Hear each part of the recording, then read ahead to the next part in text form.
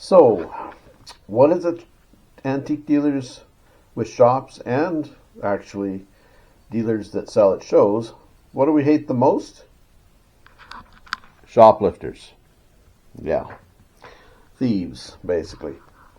So, there are several types of shoplifters, or rather, probably about 3 or 4 different types that I've encountered in the last 30 odd years in business. So basically, like I said, there are 3 or 4. Um, the first kind that comes to mind is the kleptomaniac, the mentally ill individual who steals out of compulsion. And those are very annoying in that they downgrade your merchandise. Case in point, I had one that would come to my store. I never could catch him in the act, unfortunately, so I was unable to just kick him out. Should have kicked him out because there was no doubt as to who was doing the stealing, because things would disappear only after he had been in. So anyway, the fellow was a high school guidance counselor of all things, and he would steal things like lamp fonts, or not lamp fonts, rather, lamp burners, radio knobs, and little things like that. So pieces and parts of items. So basically the merchandise would be downgraded. It wouldn't be like he would try to buy the item later at a discount or anything like that. He would just steal those components. And really annoying, really tough to replace those parts and such as well. So it really hurts the merchandise. You'd have to discount it in the end. And like I said, he wouldn't buy it for a discount. He was just stealing the parts and components. There are those who will steal a piece or part to downgrade that merchandise and try to get it for a little less because of that missing part. And then they put the part back on and they've got a complete item. So there's that type of individual as well. But, yeah, high school guidance counselor stealing stuff left, right, center. Then there's the casual shoplifter who is doing it for a thrill, and you can sometimes catch them because they're not pros at it. They're just trying to get a thrill of some sort out of the deal. And then there's the professionals. Now, they're the ones that some that steal to order. So somebody of unscrupulous nature will put in an order with them and say, I want such and such an item, and they will go in and steal it from you. So there's those that support those individuals. Then there's those that, the shoplifters who steal in order to, I guess, support a habit or something, or well, obviously make money. They're stealing and then trying to sell it either at pawn shops or other antique shops, and selling to unknowing or unwitting dealers, or selling to dealers who know full well that the items are stolen. There are, unfortunately, those unscrupulous kinds of dealers out there that will buy stolen merchandise, which is disconcerting and makes them criminals in their own right. But anyway, I've had a few encounters with shoplifters. I had one fellow that stole 2 trays worth of flat advertising lighters. So we're talking probably $1,200 worth of stuff at the time, and that was back in the 90s. So some really good pieces, and stole the entire tray's worth. So a 2 by, or a 1.5 by foot wide little showcase tray. And yeah, I didn't expect it and such, but that's what happens. Just inattentive, I guess, and they were near the door, so he was able to snag them quick and walk out. So yeah, you can't put all your merchandise in showcases. It just doesn't work. And even in showcases, stuff will still get stolen. Locks get picked, locks get opened. The cases aren't necessarily as secure as you'd like them to be. Case in point, there was a dealer in Lumsden, Saskatchewan. A couple pulled up in a Mercedes-Benz or a high-end car of some sort. Well-dressed couple talking very knowledgeably about the items that they were looking at. And the shop owner had been away, and the employee was taking care of the store. And the woman of the couple got the lady in the back talking about stuff. Meanwhile, the husband, or the male of the couple, not necessarily husband, but partner in crime, obviously, ended up emptying out an entire showcase. So approximately a 6-foot showcase full of native artifacts, beadwork and such. And yeah, so thousands of dollars of merchandise, all gone. So, just because people are well dressed doesn't mean they're not thieves.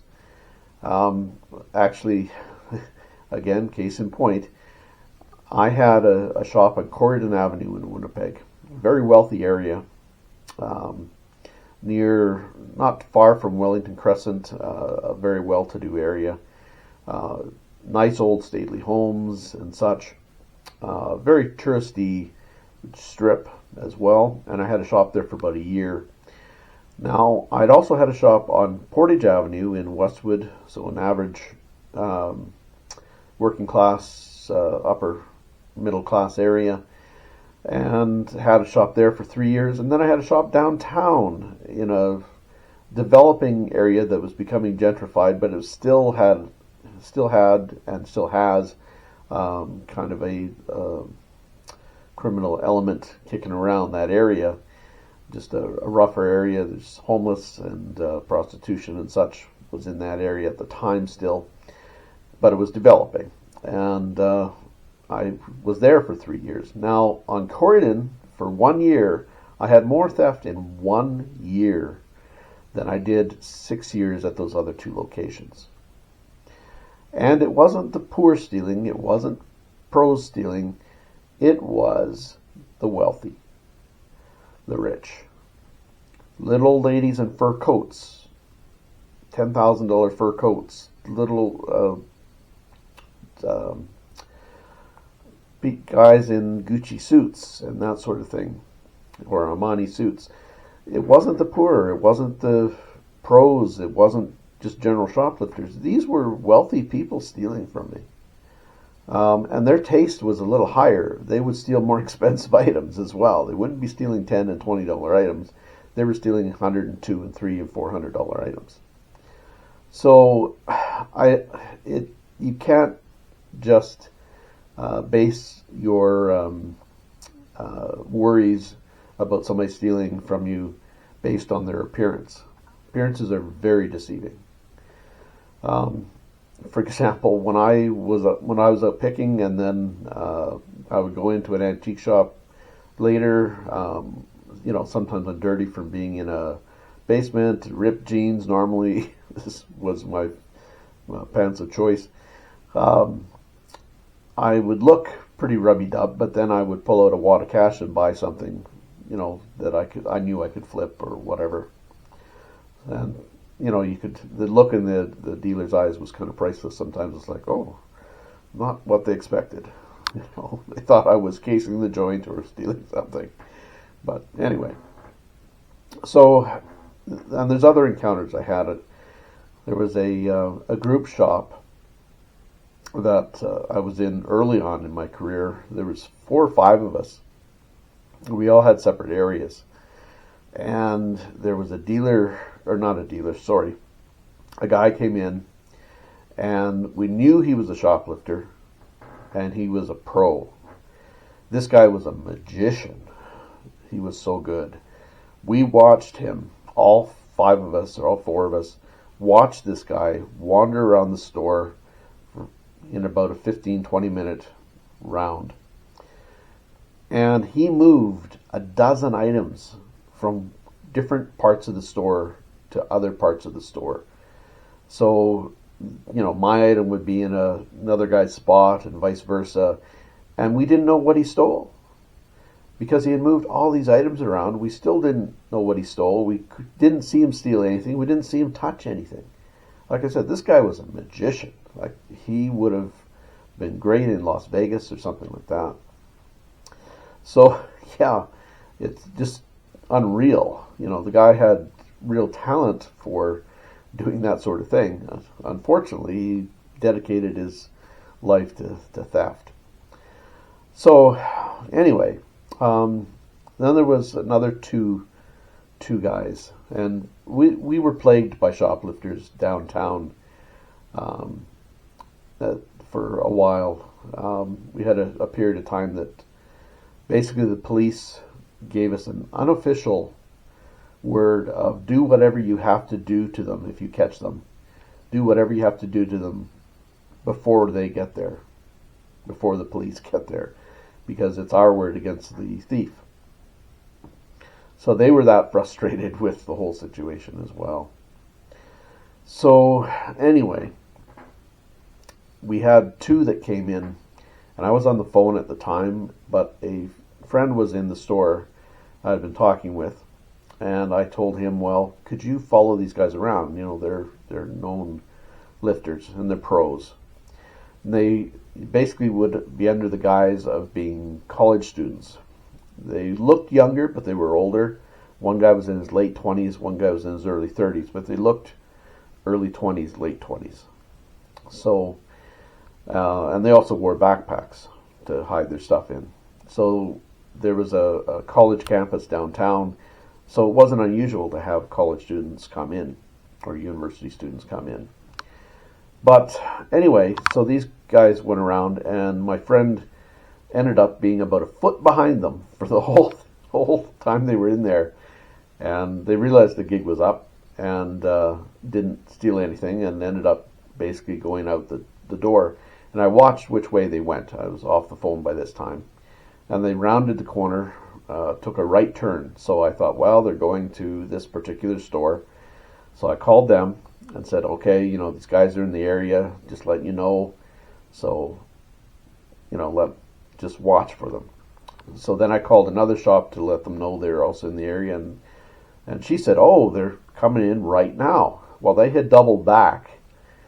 So they knew I had seen them. And they doubled back and went to a different shop than what we expected. So I turned to this friend and said, well, would you like to take a walk? And we'll go harass these guys. So we went to my friend's shop, and what I had intended was hopefully taking them into the basement of that shop and just putting a scare into them, is what I wanted to do. But I realized that probably couldn't happen, especially if there was a customer in the store. So we got there, and I started snapping photos. I had a camera with me, and so I started snapping photos of these guys. And they very quickly did a U-turn around the store and ended up leaving. But there was a customer in the store at the time, in my friend's shop, where we had kind of cornered these guys. And they didn't ever come back, actually, in the end. But anyway, there was a customer in the store, and turned out he was a small business owner as well. And when I mentioned to him that, what we wanted to do, he's like, oh, I would have been game for that. And so he would have been happy to participate and put the fear of God in these guys. But So shoplifters, they're a real bane to the business. Really annoying. And like I said, we don't have the system in place to compensate for theft. We just don't. We don't have that kind of room. So it's really annoying when stuff goes missing.